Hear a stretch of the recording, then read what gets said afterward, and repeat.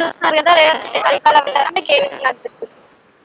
ఇంకా బాగా ఏమనిపిస్తలేదు. అంత బాగా అనిపిస్తుంది. ఎందుకంటే హామీలు కరెక్ట్ లేవు. ఫ్రీ బస్ ఇస్తుండు, ఫ్రీ కరెంట్ ఇస్తుండు, సన్న బియ్యం కూడా ఇస్తున్నారు కదా. ఇంకా అంతా పంపిణీ కాలే కదా సన్న బియ్యం. ఉమ్.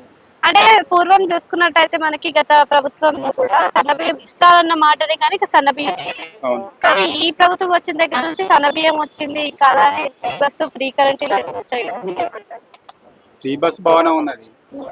సన్న బియ్యం అంటే కన్ఫర్మ్ కాలేదు. ఉచిత కరెంట్ ఇచ్చారు. ఉచితాలు అన్ని సామాన్య ప్రజల మీద పడుతున్నాయి. ఉచితాలు లేకుండా చేస్తే బాగుంటది. ఓకే.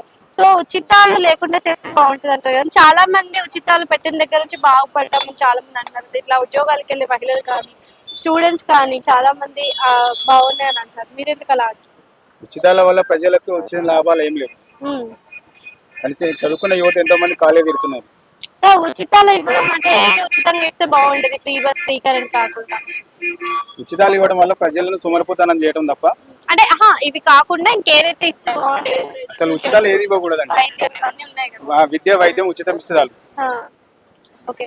అయితే ఇప్పుడు ప్రస్తుతం చూస్తున్నారు కదా, హెచ్సియు ఐడియా ఉందా మీకు? అవును. సో 400 acres కి స్టే ఇచ్చారు. సో అవును. స్టే ఇవ్వడం అనేది స్టార్ట్ చేస్తారంటారా మరి, లేకపోతే అంతటితో ఆగిపోతుందా? ఆగిపోతేనే బాగుంటుంది. అండ్ ఇదే విధంగా రియల్ ఎస్టేట్ కూడా పడిపోతుంది అంటారు. రియల్ ఎస్టేట్ అంటే అంతగా లేదు.